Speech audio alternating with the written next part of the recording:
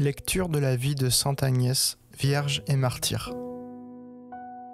Agnès, vierge très sage, avait 13 ans lorsqu'elle perdit la mort et trouva la vie. Elle était jeune d'année, mais mûre d'esprit et d'âme. Elle était belle de visage, mais plus belle de cœur. Le fils d'un préfet, la voyant revenir de l'école, se prit d'amour pour elle.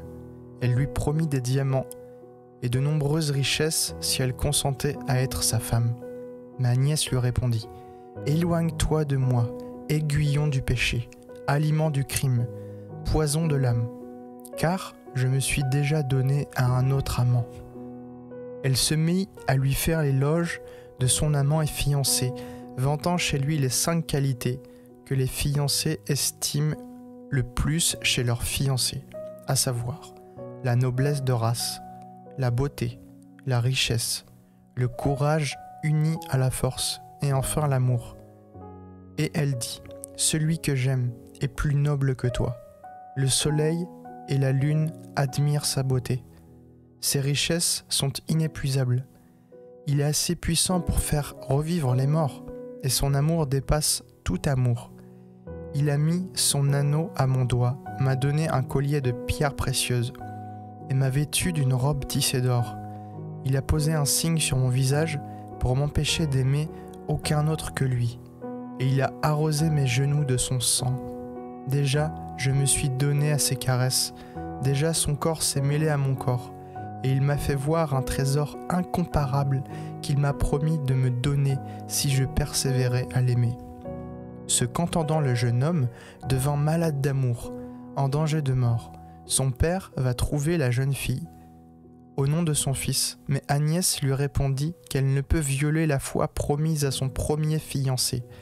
Alors le préfet lui demande quel est ce fiancé, et comme quelqu'un lui faisait entendre que c'est le Christ qu'elle appelle son fiancé. Il se met d'abord à la questionner doucement, puis la menace de la punir si elle refuse de répondre. Mais Agnès lui dit : « Fais ce que tu voudras, je ne te livrerai pas mon secret. » Alors le préfet choisit entre 2 parties. Ou bien sacrifie à Vesta avec les vierges de la déesse, si tu tiens à ta virginité. Ou bien je te ferai enfermer avec des prostituées.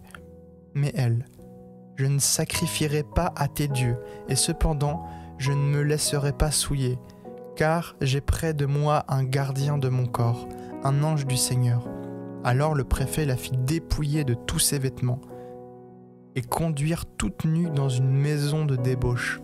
Mais Dieu lui fit pousser des cheveux en telle abondance que ses cheveux la couvraient mieux que tous ses vêtements. Et, quand elle entra dans le mauvais lieu, elle y trouva un ange qui l'attendait, portant une tunique d'une blancheur éclatante. Et ainsi, le lupanar devient pour elle un lieu de prière. Et l'ange l'éclaira d'une lumière surnaturelle. Or le fils du préfet vint dans ce lieu avec d'autres jeunes gens et invita ses compagnons à jouir d'abord de la jeune fille.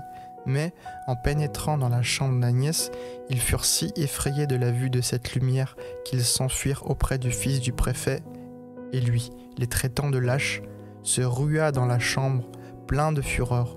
Mais aussitôt, le diable l'étrangla, Dieu l'ayant abandonné. Alors le préfet, tout en larmes, se rendit auprès d'Agnès et l'interrogea sur la mort de son fils. Et Agnès : « Celui dont il voulait réaliser la volonté a reçu pouvoir sur lui et l'a tué. » Et le préfet lui dit : « Si tu ne veux pas que je croie que c'est toi qui l'as tué par tes artifices magiques, demande et obtiens qu'il ressuscite. » Et sur la prière d'Agnès, le jeune homme ressuscita et se mit à confesser publiquement le Christ. Mais alors, les prêtres des dieux, soulevant le peuple, s'écrièrent : « À mort la magicienne, qui par la sorcellerie change les âmes et pervertit les cerveaux. » Cependant le préfet, en présence d'un tel miracle, aurait voulu la délivrer, mais craignant la proscription, il se retira tristement et laissa Agnès sous la garde d'un lieutenant. Et celui-ci, dont le nom était Aspasius, fit jeter la jeune fille dans un feu ardent. Mais la flamme, se séparant en 2, brûla la foule des païens sans toucher Agnès.